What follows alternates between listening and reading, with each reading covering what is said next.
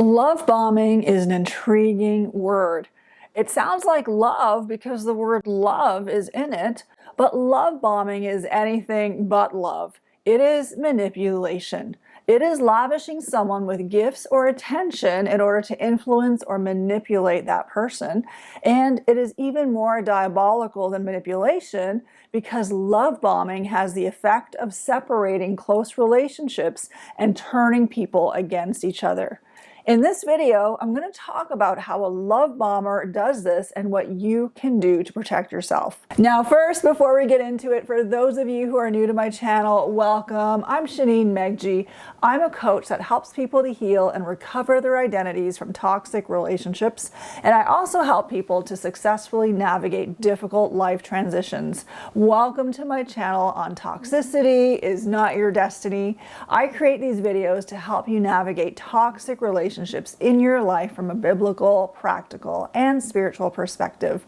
So if you'd like to receive regular content from me on this subject, take a moment right now, click that subscribe button, click that bell, because I'm going to be bringing you videos on a regular basis to empower you in navigating toxic relationships. My goal is to get a video out every week or so. So without further ado, let's dive into the subject. Love bombing is a misleading word because you have two terms, love and love bombing, that sound so similar, yet they have opposite effects. While love promotes unity and builds people and relationships, love bombing promotes division and triangulation. It actually divides people and destroys relationships. The actions of love bombing may look loving, but it's all about the heart. So loving actions done with an evil heart is not love, but it is a form of witchcraft, and you will reap bad fruit. And if you want to know more about how love bombing is a form of witchcraft, check out a video I recently did on the subject. I want to start by sharing a story in scripture to illustrate the evil effects of love bombing. This is a story of King David's son Absalom. The Bible says of Absalom, "In all Israel there was not a man so highly praised for his handsome appearance as Absalom. From the top of his head to the sole of his foot, there was no blemish in him. Whenever he cut the hair of his head, he used to cut his hair once a year because it became too heavy for him. He would weigh it, and its weight was 200 shekels by the royal standard." Imagine the Bible saying that about you, that there is no flaw in you whatsoever in your appearance, from the top of your head to the soles of your feet. Your looks are perfect. That is quite remarkable. And even though Absalom was perfect on the outside, he was handsome and charming, there were certainly sinister aspects of his personality. He murdered his half-brother to get revenge on him for raping his younger sister, and he was subtly undermining his father's authority, King David's authority as king. Now, it's important to note that Absalom's father, David, was a dearly beloved king. He did not naturally have enemies. In general, he was loved and praised by the people. So when I talk about the undermining tactics of Absalom, he is not trying to overthrow a man who is weak or who's on his way out or who's out of favor with God, but a man who is strong, loved, and established. Here's what the scriptures say about Absalom's manipulative tactics to take down his father. It says, "In the course of time, Absalom provided himself with a chariot and horses and with 50 men to run ahead of him. He would get up early and stand by the side of the road leading to the city gate. Whenever anyone came with a complaint to be placed before the king for a decision, Absalom would call out to him, 'What town are you from?' He would answer, 'Your servant is from one of the tribes of Israel.' Then Absalom would say to him, 'Look, your claims are valid and proper, but there is no representative of the king to hear you.' And Absalom would add, 'If only I were appointed judge in the land, then everyone who has a complaint or case would come to me, and I would see that they receive justice.' Also, whenever anyone approached him to bow down before him, Absalom would reach out his hand, take hold of him, and kiss him. Absalom behaved in this way toward all the Israelites who came to the king asking for justice, and so he stole the hearts of the people of Israel." Remember that line, he stole the hearts of the people of Israel. That line summarizes what love bombing does. Love bombing is not about giving, it is about stealing. There is an illusion of giving in order to steal without you noticing. And this is what Absalom was doing. He was love bombing the people of Israel with attention and affection and affirmation and care and promises. And this was not done to cultivate authentic relationship with them, but was actually to turn their hearts away from King David. His love bombing was not about demonstrating genuine love in its own right, but to make himself look good in contrast and comparison to his father. Absalom's love bombing was to win people's favor towards him by simultaneously provoking criticism and dissatisfaction in the people against King David. Love bombing can be so stealth and insidious. Absalom showed concern and care for people outwardly, but inwardly he couldn't have cared less. He was trying to build his fame and popularity. And how might this kind of love bombing play out in real life in relationships? I'm going to give you some examples here. A love bomber may try to win your heart and affection to such a degree by showering you with gifts, attention, affirmation, praise, and time that you feel none of the people who are close to you can even compare to that. And so you start dropping those other relationships in your life because those people do not succeed in making you feel the same way that the love bomber makes you feel. It plants the seeds of division and betrayal. You start to compare the love bomber to other people in your life, and you come away feeling easily dissatisfied and disgruntled with other people who are not measuring up, who are not having the same effect on you. It can cause you to become quite critical, and this is a trap of the enemy. And if that happens, the love bomber has achieved their goal of isolating you and cutting you off from other relationships because of the illusion of love that they are showing to you. But the thing is that love bombing is an illusion of love. It brings you into a fantasy world of love that is far from reality and far from being sustainable. There is no human being that could sustain that level of loving output over the long haul that a love bomber does. Not even a love bomber can sustain it, which is why their mask eventually falls off, and they can go from love bombing you to devaluing you once they have turned you away from other relationships in your life. So beware. Another way that theft and love bombing plays out is this. If you have a narcissistic friend or a family member, sometimes they can be so competitive or envious of you that they cannot stand you having closer relationships with other people or you having connections that they don't have.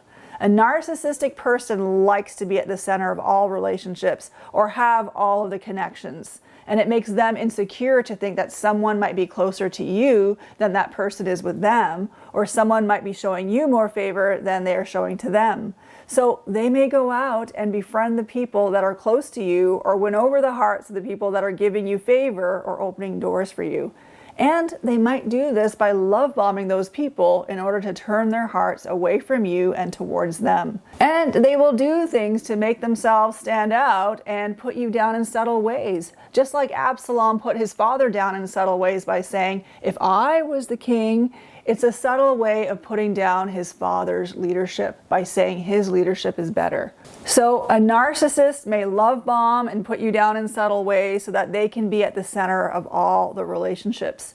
If you have people like this in your life, you are better off not disclosing to them who are the people that you are close to, lest they try to befriend them and turn their hearts away from you. When this dynamic happens, you're not dealing with a person, but a spirit. The Bible says, for our struggle is not against flesh and blood, but against the rulers, against the authorities, against the powers of this dark world, and against the spiritual forces of evil in the heavenly realms. So you're not dealing with a person when it comes to being manipulated through love bombing, but a spirit. That is why it is difficult to compete with someone like that, because there is a spiritual dynamic happening. like someone coming under a spell if they are not spiritually vigilant. That is how a person like Absalom can turn the hearts of people away from a dearly beloved king who is faithful, who feared God, who is generous and giving, where God actually had to supernaturally intervene to protect David. When you're dealing with a love bomber, you're dealing with someone like Absalom, who is very skilled at mirroring you and has always operated this way, who is tuned into what people want in order to get something back. They are skilled at saying and doing things to win a person's heart. When you're dealing with a love bomber, you are dealing with someone who has mastered the art of people pleasing and manipulation, and this is a form of witchcraft. Love bombing creates an illusion of intimacy, but it is not intimacy.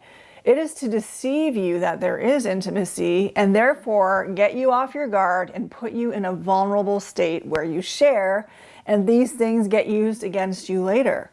For example, there's a story about a woman named Delilah who had an evil heart. She could not care less about her husband Samson. She stroked his hair, lulled him to sleep, and love-bombed him with her nurture and affection in order to get him to divulge all his secrets to her.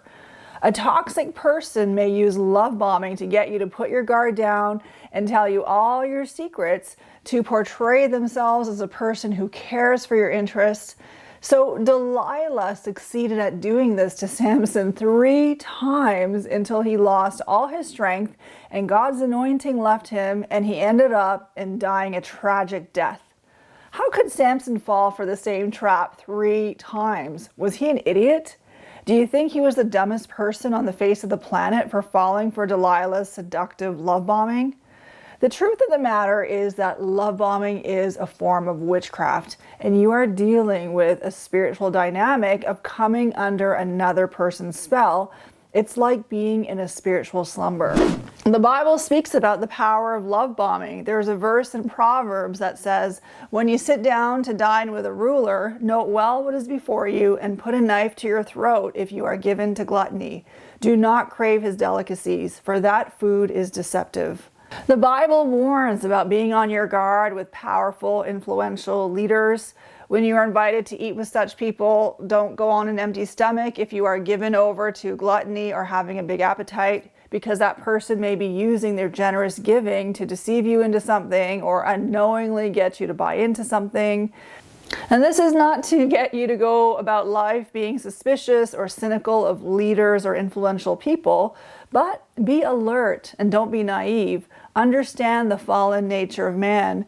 Jesus did not entrust himself to people because the Bible says, "For he knew all people." He did not need any testimony about mankind, for he knew what was in each person. So Jesus was not naive about human nature. So how can you tell if you are being love bombed? The primary goal of a love bomber is to steal your heart away from someone and turn it towards them. That is really the ultimate goal. So the first thing you can do is be on your spiritual guard. Be spiritually awake. There is a posture of alertness and spiritual awakeness you must have. The Bible says, "Be alert and of sober mind. Your enemy, the devil, prowls around like a roaring lion looking for someone to devour." Another verse says, "So then, let us not be like others who are asleep, but let us be awake and sober." The second thing you can do is not to share or overly share to a love bomber or someone you suspect is narcissistic who are the people that are near and dear and important or helpful in your life or influential connections in your life. Otherwise, you run the risk of triggering the envy or the competitive side of the narcissist, and they may find ways to disrupt those relationships. Jesus calls us to be as innocent as a dove and as shrewd as a snake. So sometimes we just need to practice that shrewdness while also being innocent. The third thing you can do, if a love bomber has succeeded in stealing the heart of someone close to you and you are feeling hurt and betrayed, I would encourage you to just turn your heart to God, open your heart to healing, release those people who betrayed you, and open yourself up to healthy, life-giving relationships. Trust that God makes all things beautiful in His time, and He may bring a reconciliation and a restoration later on if that relationship you lost is worthy of you, or God may just bring better quality relationships into your life. If you are a follower of Jesus Christ and you love him, trust that God is always looking out for your best interests and that he's working things for you and not to you. His plans are not to harm you or destroy you, but to prosper you, to give you a hope and a future. The fourth thing you can do as a practice in life, when you are feeling impressed or swept off your feet and overwhelmed by the love and attention or accomplishments of someone, resist the temptation to drop your other friendships and relationships. Never put all your eggs in one basket, meaning do not look to one sole person to meet all your needs, all your emotional or relational needs. A love bomber may try to get you to do that by making you feel that they are the most perfect person and the only person who could truly make you happy or fulfill a deep need in your life. But that is a lie. There is no such thing as a perfect person or a perfect relationship or one person filling all your needs or even the majority of your needs. That is a space in your life that God covets, and he will never let any person or thing take that place that only he could fill. If you are noticing that the person who is sweeping you off your feet or showering you with gifts, attention, and love is not crazy about the people in your life, and I'm talking about the non-toxic people in your life, then that is a big red flag. The way you can handle this is to continue nurturing your other relationships at all costs and resist the temptation to be isolated with just the love bomber. If push comes to shove, then at least you have the support of those other relationships to help you break free from this toxic relationship with the love bomber if you realize that this is an unsafe relationship. So I hope this video was helpful. If you are thinking of leaving or have left a toxic environment and you are in a season of transition, check out a free training I have put together. It is all about 3 key ways to navigate a transition. These are things that brought a massive breakthrough in my life when I was going through a difficult transition. I have included the link below. If you would like to see more content from me and have not subscribed yet, click that subscribe button and click the bell so that you can get the alerts, because every single week or so I will be posting a new video to empower you in navigating toxic relationships in your life. And if you have suggestions of other topics you would like me to cover, please feel free to drop those ideas in the comments section. Thank you so much, and this brings me to the end of my video. Thank you for watching. I appreciate you. I look forward to seeing you in the next video.